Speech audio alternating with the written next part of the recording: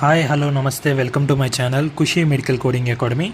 So ఈరోజు మనం ఈ వీడియోలో వచ్చేటప్పటికి అసలు మెడికల్ కోడింగ్ అంటే ఏంటి, దాంట్లో అది మనకి ఎందులో కీ రోల్ ప్లే చేస్తుంది, ఆ మెడికల్ కోడింగ్లో ఏమేమి టైప్స్ ఉన్నాయి, అసలు ఏంటి అనేది ఈరోజు చెక్ చేద్దాం.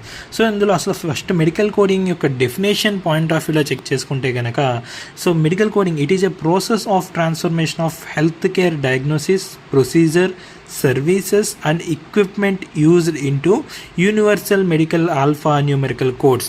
సో దీని యొక్క మీనింగ్ ఏంటి అంటే, ఒక పేషెంట్కి తనకు వచ్చిన డిసీజెస్ని కానీ, తనకు వచ్చిన కండిషన్స్ని కానీ, లేదా తనకి జరిగిన ప్రొసీజర్స్ ఉంటాయి కదా, లైక్ మైనర్ సర్జరీ కానీ మేజర్ సర్జరీ కానీ, అలాగే తనకి ఏ టైప్ ఆఫ్ ఎక్విప్మెంట్ యూజ్ చేశారు, లైక్ ఇంజెక్షన్ ఇచ్చారా, ఇంట్రావెనస్ ఇంజెక్షన్ ఇచ్చారా, సెలైన్ ఎక్కించారా, లేదు తనకి ఏమైనా బర్త్ టబ్ లాంటి సప్లైస్ ఏమన్నా వాడారా, అంబులేటరీ సర్వీసెస్ అంబులెన్స్ ఏమైనా ఇన్వాల్వ్ అయిందా, వీటన్నిటిని universal medical alpha numerical codes కింద మార్చడమే మెడికల్ కోడింగ్ యొక్క పని.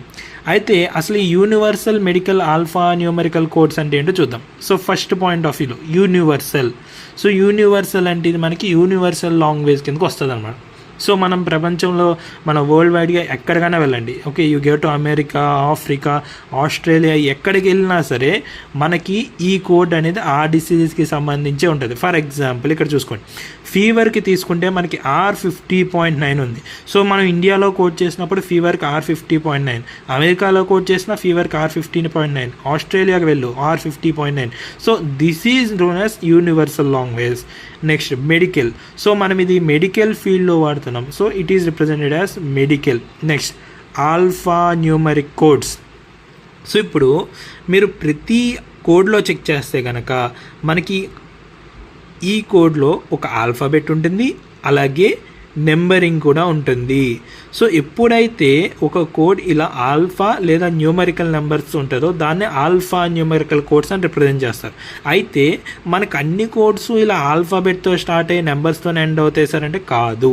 సో మనకి కండిషన్స్ రిప్రజెంట్ చేసి ఇవన్నీ మనకి ఆల్ఫాబెట్తో స్టార్ట్ అయ్యి నెంబర్స్తో ఎండ్ అవుతాయి. అలాగే ప్రొసీజర్స్ వచ్చేటప్పటికి కొన్ని మనకి కంప్లీట్ న్యూమరికల్ కోడ్స్ ఉంటాయి, అలాగే కొన్ని మనకి విత్ ఆల్ఫాబెట్ అండ్ న్యూమరిక్స్ ఉంటాయి. So some of the examples ఇచ్చాను మనకి. సో మనకి ఇక్కడ పేషెంట్ ఫీవర్తో వచ్చారు అనుకుందాం. ఫీవర్ అనేది ఒక సిమ్టమ్. సో ఈ ఫీవర్ని మనం ఎలా కన్వర్ట్ చేసామంటే R50.9 అనే ఒక కోడ్ కింద కన్వర్ట్ చేస్తున్నాం. ఇది మెడికల్ కోడ్ యొక్క కన్వర్ట్. నెక్స్ట్ సిరమిన్ ఇంపాక్టెడ్ సిరమిన్ రిమూవల్ అన్నాడు. సో ఇంపాక్టెడ్ సిరమిన్ రిమూవల్ అంటే మన అందరికీ తెలుసు, చెవిలో గులుమై వస్తూ ఉంటాయి. సో ఈ గులుమై వచ్చినప్పుడు హాస్పిటల్కి వెళ్ళి మనం రిమూవ్ చేసుకుంటూ ఉంటాం. సో ఆ ప్రొసీజర్ని సిరమిన్ ఇంపాక్టేషన్ రిమూవల్ అంటాం. దీని మైనర్ ప్రొసీజర్ అనమాట. సో ఈ ప్రొసీజర్ని ట్రీట్ చేయడానికి మనం ఇచ్చింది 69209 ఈ ప్రొసీజర్ కోడ్ ఇస్తున్నాం. ఓకే, దీన్ని ఆల్ఫా న్యూమరికల్ లేదా న్యూమరికల్ కోడ్ అని కూడా పిలవచ్చు.